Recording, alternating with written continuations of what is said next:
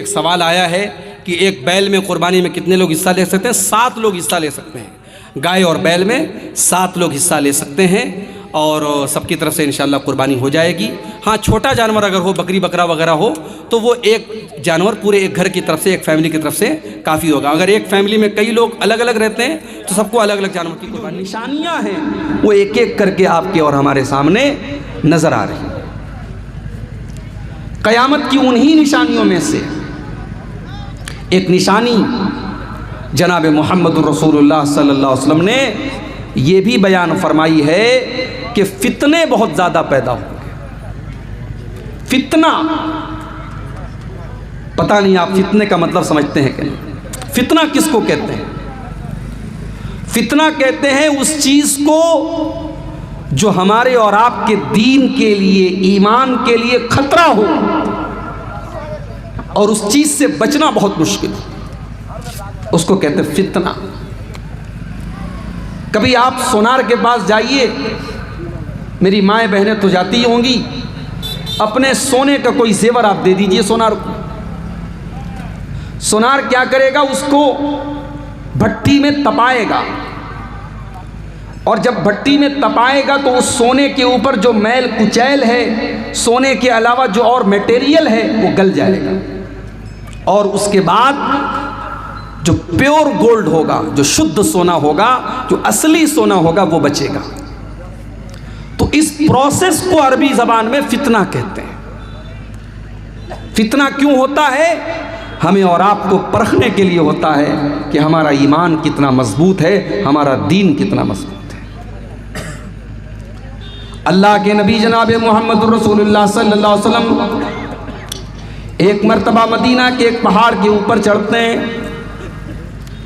बारिश का मौसम है, बारिश हो रही थी। आपने फरमाया, इन्नी अरल फितना खिलाल बुयूतिकुम कमा वाक़िल क़त्री। ऐ मेरे सहाबा, जिस तरीके से ये बारिश हो रही है और बारिश के कतरे तुम्हारे घरों के अंदर जा रहे हैं, तुम चाह करके भी बारिश के कतरों से अपने घरों को नहीं बचा सकते हो। बारिश अगर होगी तो बारिश के कतरे तुम्हारे घरों में ज़रूर जाएंगे। इन्नी लअरल फितना खिलाल बुयूतिकुम। ऐ मेरे सहाबा, मैं वो दौर भी देख रहा हूँ, वो ज़माना भी देख रहा हूँ जब तुम्हारे घरों में बहुत सारे फितने पैदा हो जाएंगे। जिस तरीके से बारिश के कतरे तुम्हारे घरों में जा रहे हैं, तुम्हारे घरों में फितने भी पैदा होंगे और उन फितनों से अपने आप को बचाना बहुत मुश्किल होगा। इतने खतरनाक किस्म के फितने पैदा होंगे कि ईमान की वैलिडिटी, ईमान के बचाने का टाइम 12 घंटे भी नहीं होगा। 12 घंटे भी किसी के ईमान की गारंटी नहीं होगी। अल्लाह के प्यारे नबी फरमाते हैं, सही मुस्लिम की रिवायत है, बादिरू बिल आमाल फितनन का क़ितइल लैलिल मुस्लिम। ओ मेरी उम्मत के लोगों, अमल करने में जल्दी करो, अमल करने में लेट न करो, ताखीर न करो, देर न करो। बादिरू बिल आमाल, नेकी के कामों में आगे आगे रहा करो, जल्दी किया करो, इसलिए कि बहुत बड़े बड़े फितने आने वाले हैं। इतने सारे फितने पैदा होंगे कक़ितइल लैलिल मुस्लिम, जैसे अंधेरी रात के ऊपर सिर्फ अंधेरे ही अंधेरे नज़र आते हैं। पूरे आसमान में सिर्फ अंधेरे नज़र आते हैं, अंधेरे के टुकड़े नज़र आते हैं। इतने फितने पैदा होंगे, तुम्हें सच्चा रास्ता नज़र नहीं आएगा, तुम्हें ईमान का रास्ता नज़र नहीं आएगा। युस्बिहुर रजुलु मुमिनन व युमसी काफिरा। सुबह कोई इंसान मुसलमान होगा, शाम होते होते काफिर हो जाएगा। व युमसी मुमिनन व युस्बिहु काफिरा, शाम को मुमिन होगा, सुबह को काफिर हो जाएगा। शाम से सुबह तक और सुबह से शाम तक ईमान बच जाएगा, इसकी गारंटी नहीं होगी। क्यों होगा ऐसा? क्या जान का खतरा होगा? क्या बाल बच्चों की जान को खतरा होगा? नहीं।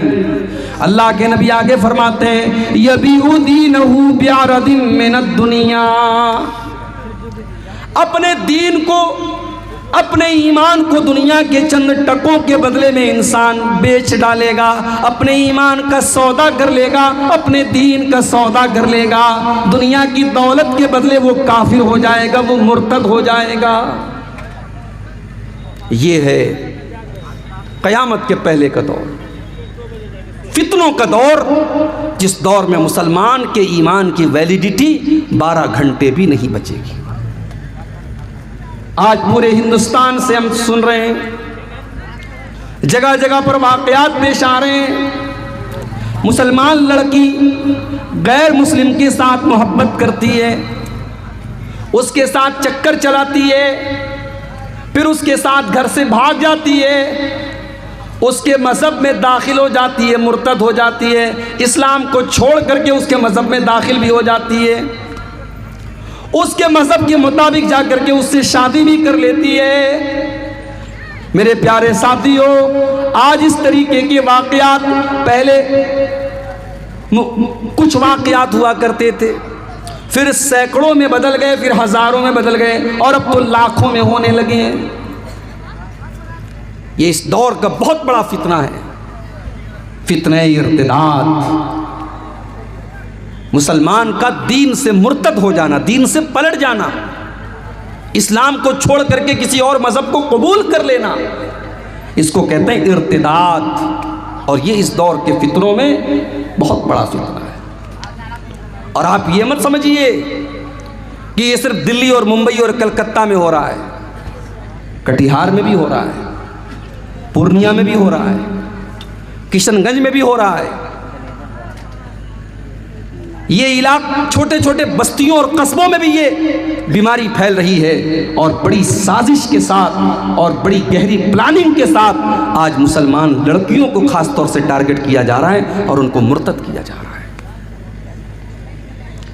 मेरे प्यारे साथियों, अल्लाह कुरान में फरमाता है, वत्तकू फितनतन ला तुसीबन्नल्लज़ीना ज़लमू मिनकुम खास्सा।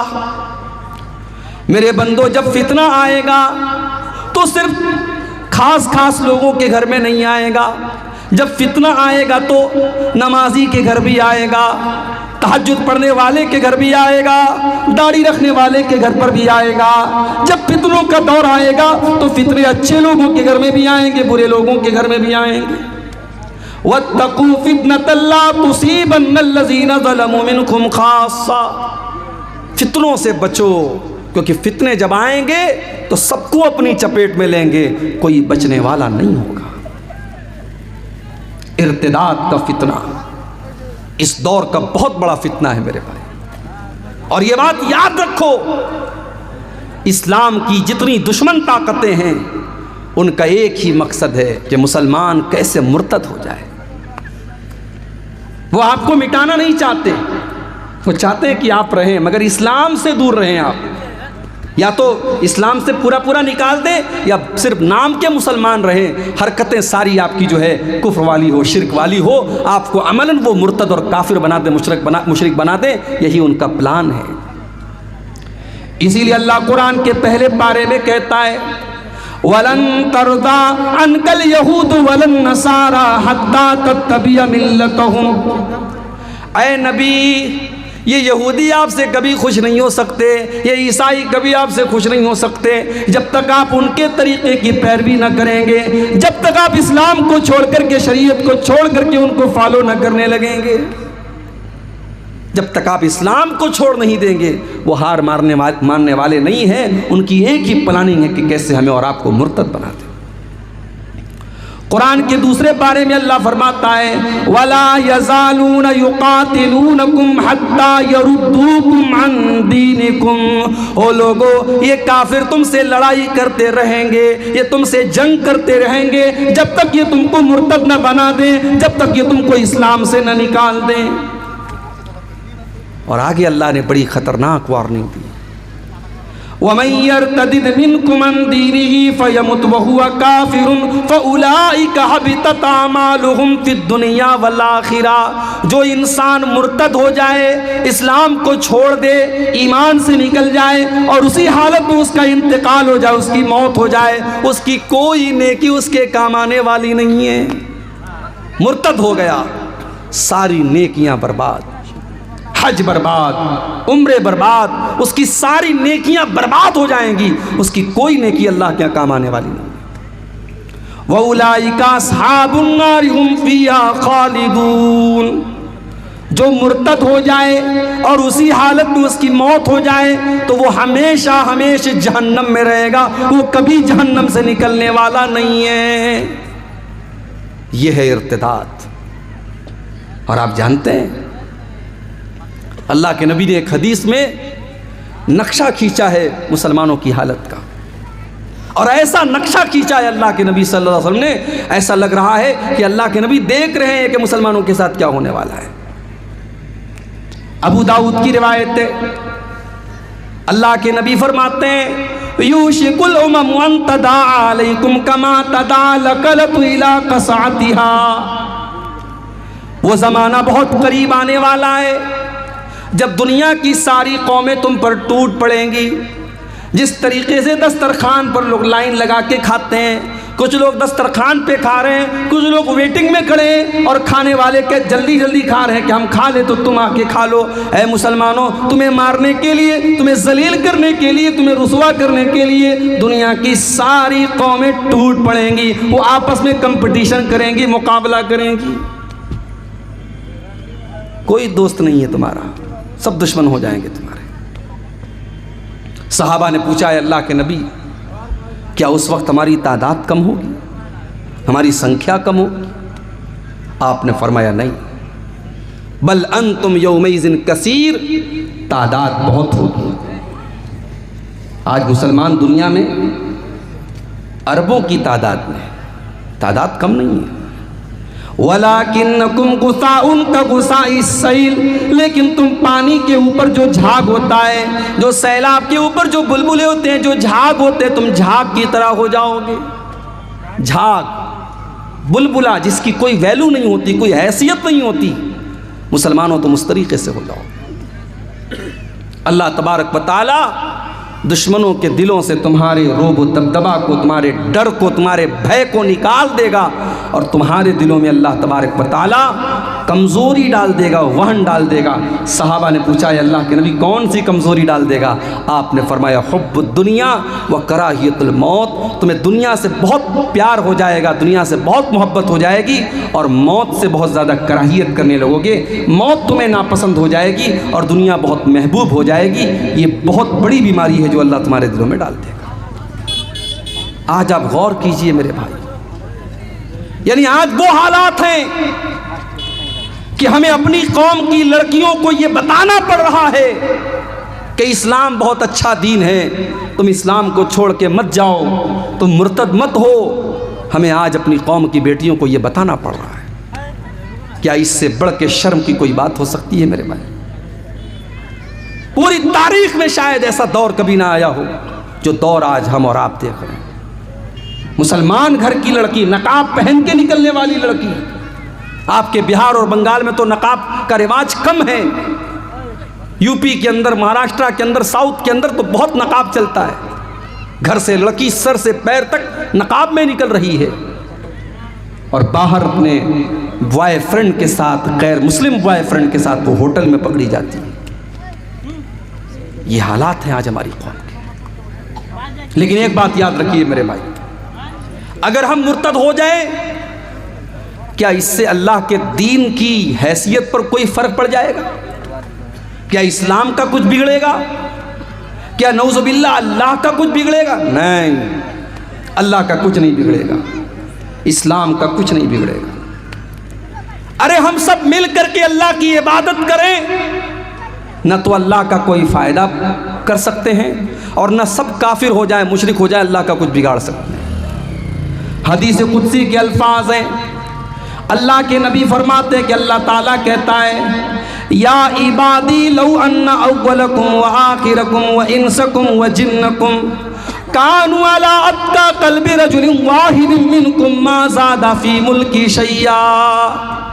ऐ मेरे बंदो, सारे के सारे इंसान और सारे के सारे जिन्नात, जितने पहले पैदा हुए जितने बाद में पैदा हुए, सब के सब अगर मुत्तकी बन जाएं, परहेजगार बन जाएं, अल्लाह से डरने वाले बन जाएं, तब भी मेरी हुकूमत में कोई बढ़ोतरी करने वाले, कोई इजाफा करने वाले, कोई ज़्यादती करने वाले नहीं हैं। और है मेरे बंदो, सारे के सारे इंसान और सारे के सारे जिन्नात, पहले के लोग और बाद के लोग, सब के सब अगर फासिक व फाजिल हो जाएं, अल्लाह के नाफरमान हो जाएं, गुनहगार हो जाएं, मा नक़स मिन मुल्की शैया, मेरी हुकूमत में कोई कमी आने वाली नहीं है, मेरी बादशाहत में कोई कमी आने वाली नहीं है। अल्लाह की सल्तनत में कोई कमी नहीं आएगी मेरे भाई, अल्लाह को कोई फ़र्क भी नहीं पड़ेगा। अगर हम मुर्तद हो गए ना, अल्लाह दूसरी कौम को पैदा कर देगा। अल्लाह ने फरमाया सूरह मायदा की आयत नंबर 54 में, 54 नंबर की आयत में, या अय्युहल्लज़ीना आमनू, ऐ ईमान वालो, मैं यर्तद मिनकुम अन दीनिही, जो तुम में से इस्लाम को छोड़ करके पलट जाएगा, जो मुर्तद हो जाएगा, जो इस्लाम को छोड़ देगा, फसौफा यातिल्लाहु बिक़ौमिन युहिब्बुहुम व युहिब्बूनहु, अल्लाह ताला ऐसी कौम को पैदा करेगा जिनसे अल्लाह मोहब्बत करेगा और वो भी अल्लाह से मोहब्बत करेंगे। अज़िल्लतिन अलल मोमिनीन अइज़्ज़तिन अलल काफिरीन, वो मोमिनों के ऊपर बड़े नरम होंगे और काफिरों के ऊपर बड़े सख्त होंगे। अल्लाह ऐसी कौम को पैदा करेगा। युजाहिदून फी सबीलिल्लाह, वो अल्लाह की राह में जिहाद करेंगे, वला यखाफून लौमत लाइम, और वो किसी की परवाह नहीं करेंगे, किसी के बुरा भला कहने की, किसी की मलामत करने की परवाह नहीं करेंगे। अगर हम मुर्तद हो गए, अल्लाह को कोई फर्क नहीं पड़ेगा। फर्क पड़ेगा तो हमें पड़ेगा। जो इंसान मुर्तद हो जाएगा वो दीन से भी जाएगा और दुनिया से भी जाएगा। अगर इस्लामी हुकूमत है तो मुर्तद की सज़ा सज़ाए मौत है। अल्लाह के नबी फरमाते हैं, सही बुखारी की रिवायत है, मन बद्दल दीनहु फक़्तुलूहु, इस्लामी हुकूमत के अंदर अगर कोई मुसलमान मुर्तद हो जाए उसकी सज़ा सज़ाए मौत है। अब कोई कह सकता है कि साहब आप तो कहते हैं कि इस्लाम में बड़ी आज़ादी है, इस्लाम में राय की आज़ादी, ओपिनियन की आज़ादी, अकीदे की आज़ादी, कहाँ आज़ादी है? इस्लाम तो कह रहा है अगर तुम मुर्तद हो गए तो तुम्हारी गर्दन मार दी जाएगी। इस्लाम तो बड़ा कट्टर दीन है। देखो, आज़ादी की भी एक सीमा होती है। इस्लाम ये कहता है कि अगर आप इस्लामी हुकूमत के अंदर गैर मुस्लिम बन के रहना चाहते हैं, कोई प्रॉब्लम नहीं। इस्लामी हुकूमत के अंदर कोई ईसाई है, कोई यहूदी है, कोई हिंदू है, कोई किसी भी मज़हब का मानने वाला है, कोई प्रॉब्लम नहीं। लेकिन हाँ, इस्लाम ये कहता है कि जब आपने इस्लाम कबूल कर लिया, जब आप इस्लाम के दायरे के अंदर आ गए, तो अब सोच समझ करके आइए। अब आने के बाद आपको रिटर्न जाने की इजाज़त नहीं। ये सिक्योरिटी का मसला है। अगर इस्लाम इसको भी आज़ाद कर देगा तो इस्लाम की सिक्योरिटी, इस्लामी हुकूमत की सिक्योरिटी खतरे में पड़ जाएगी। इसलिए इस्लाम ने ये कहा कि अगर कोई अब किसी मज़हब पर चलना चाहता है, आज़ादी है, ला इक्राहा फिद्दीन, इस्लाम के अंदर दीन के मामले में कोई ज़ोर ज़बरदस्ती नहीं है। मगर जब इस्लाम के अंदर आ गए, अब अगर मुर्तद हो गए तो सज़ाए मौत मिलेगी। इसीलिए अल्लाह के नबी फरमाते हैं, ला यहिल्लु दमु इम्रिइन मुस्लिमिन इल्ला बिइहदा सलास, जो भी मुसलमान एक अल्लाह की गवाही देता है और जनाब मोहम्मद रसूलुल्लाह सल्लल्लाहु अलैहि वसल्लम की रिसालत की गवाही देता है, उसकी जान लेना जायज़ नहीं है, उसका कत्ल जायज़ नहीं है, उसका खून जायज़ नहीं है, मगर तीन हालतों में मुसलमान का खून जायज़ है। आपने फरमाया अस्सय्यिबुज़्ज़ानी, शादीशुदा मर्द या शादीशुदा औरत अगर ज़िना कर ले, शादीशुदा अगर ज़िना कर ले तो इस्लाम के अंदर सज़ाए मौत है। दूसरी चीज़ आपने फरमाया वन्नफ्सु बिन्नफ्स, जान के बदले जान। अगर किसी ने किसी को कत्ल किया है तो बदले में क़िसास में उसको भी कत्ल किया जाएगा। तीसरी चीज़ वत्तारिकु लिदीनिही अल-मुफ़ारिक़ु लिल-जमा, इस्लाम के अंदर आने के बाद मुसलमान अगर मुर्तद हो जाए, दीन को छोड़ दे, इस्लाम को छोड़ दे, इस्लामी हुकूमत के अंदर उसकी सज़ा सज़ाए मौत है। और ये भी याद रखिए आप कि जो मुर्तद हो जाए वो दुनिया में भी नुकसान उठाएगा, बीवी अगर मुर्तद हो गई, शौहर के साथ रिश्ता खत्म। शौहर मुर्तद हो गया, बीवी के साथ रिश्ता खत्म। बेटा अगर मुर्तद हो गया, बाप की प्रॉपर्टी का वारिस नहीं होगा। कोई भी अगर मुर्तद हो गया, इस्लाम को उसने छोड़ दिया या इस्लामी शरीयत के किसी उसूल का इनकार कर दिया, नमाज का इनकार कर दिया, रोज़े का इनकार कर दिया, ज़कात का इनकार कर दिया, हज का इनकार कर दिया, जहन्नम का इनकार कर दिया, जन्नत का इनकार कर दिया, नबियों का किसी भी इस्लाम के प्रिंसिपल का, उसूल का उसने इनकार कर दिया, तो वो मुर्तद हो गया और ऐसे शख्स की जनाजे की नमाज नहीं पढ़ी जाएगी। इनकार कर दिया। एक है कि नमाज नहीं पढ़ता था, वो गुनहगार था, काफिर नहीं था, लेकिन नमाज का इनकार करता था, नमाज को मानता ही नहीं था, वो काफिर है, उसकी जनाजे की नमाज नहीं पढ़ी जाएगी। और इतना ही नहीं, उसको मुसलमानों के कब्रिस्तान में दफन भी नहीं किया जाएगा। ये जिल्लत और रुसवाई उसको दुनिया में मिलेगी और आखिरत में जो मिलेगी वो तो मिलेगी। मेरे भाइयों, ये बहुत ही खतरनाक मसला है, इर्तिदाद का मसला। और इस वक्त बड़ी तेज़ी से इर्तिदाद की लहर आई हुई है।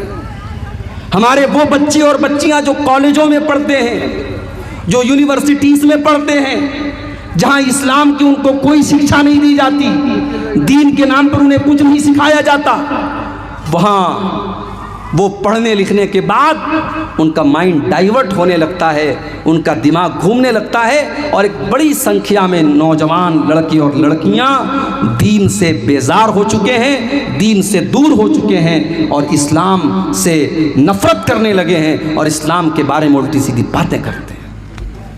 याद रखो मेरे भाई, अगर आपने इस्लाम के बारे में कोई अपशब्द बोला, नबी के बारे में आपने कोई गलत बात बोली, तो दुनिया में उसका अंजाम भुगतने के लिए तैयार रहिएगा।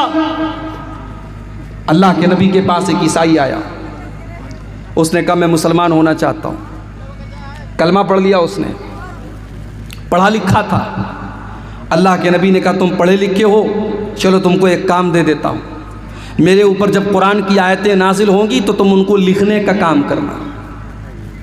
बुखारी के अल्फाज है, वो अल्लाह के नबी के ऊपर नाजिल होने वाली आयतों को लिखने लगा। कुछ दिन तक उसने कुरान को लिखा, उसके बाद वो मुर्तद हो गया, दोबारा ईसाई बन गया, दोबारा क्रिश्चियन बन गया। जब वो ईसाई बन गया, उसने अपनी कौम के लोगों से कहना शुरू कर दिया, मा यदरी मुहम्मदुन इल्ला मा कतबतु लहू, अरे मोहम्मद को तो कुछ नहीं आता, मोहम्मद को तो उतना ही आता जितना मैंने लिख के दिया है। नऊज़ु बिल्लाह, उसने अल्लाह के नबी के ऊपर ये इल्ज़ाम लगाया कि अल्लाह के नबी को कुछ नहीं आता, उतना ही आता है जितना मैंने लिख के दिया है। उसने बार बार ये जुमला अल्लाह के नबी के बारे में कहना शुरू कर दिया। बुखारी के अल्फाज हैं, कुछ दिनों के बाद उस इंसान का इंतकाल हो जाता है, मौत हो जाती है। उसके मरने के बाद उसकी कौम के लोग जब उसको अपने कब्रिस्तान में ले जा करके दफन करते हैं, रात को दफन करते हैं, सुबह जब वहाँ से गुजरते तो क्या देखते हैं, लफ़ज़तहुल अर्ज़ु, ज़मीन ने उसकी बॉडी को बाहर निकाल दिया है, उसकी लाश कब्र के बाहर पड़ी हुई है। कौम के लोगों ने कहा ज़रूर ये मोहम्मद और उनके साथियों का काम है, ये मोहम्मद सल्लल्लाहु अलैहि वसल्लम को और उनके साथियों को बुरा भला कहता था, उन लोगों ने इंतकाम लिया है, बदला लिया है, ये उन्हीं का काम है। उन्होंने और गहरी कब्र खोदी और दोबारा फिर उसको कब्र के अंदर दफन किया और कब्र को बराबर किया। अगली सुबह क्या देखते हैं, फिर से लाश बाहर पड़ी हुई है। फिर यही बात कहते हैं कि लग रहा है ये मोहम्मद और उनके साथियों का काम है, वो दुश्मनी निभा रहे हैं और गहरी कब्र खोदते हैं, जितनी गहरी खोद सकते थे, और फिर उसको ज़मीन के अंदर डाल देते हैं। लेकिन मेरे भाइयों, तीसरे दिन फिर उसकी लाश कब्र के बाहर पड़ी रहती है। वो समझ जाते हैं ये इंसान का काम नहीं है, ये अल्लाह का काम है, ये उस रब का काम है जिस रब के नबी को इसने गालियाँ दी थी और जिस रब की शरीयत से इसने बगावत की थी। उसकी कौम के लोग फिर उसको ज़मीन में दफनाते नहीं हैं और उसको वैसे ही फेंक के चले आते हैं। मेरे प्यारे साथियों, नबी का गुस्ताख, इस्लाम का गुस्ताख, कुरान का गुस्ताख जो आज गालियाँ दे रहे हैं कुरान को और नबी को, आप यकीन रखिए अल्लाह का वादा है, इन्ना कफ़ैना कफ़ैनाकल मुस्तहज़ीन। ऐ नबी, आपका मजाक उड़ाने वालों के लिए हम काफ़ी हैं। जो लोग आज इस्लाम का और नबी का मजाक उड़ाते हैं वो एक न एक दिन या तो हिदायत पाएंगे या अपने अंजाम को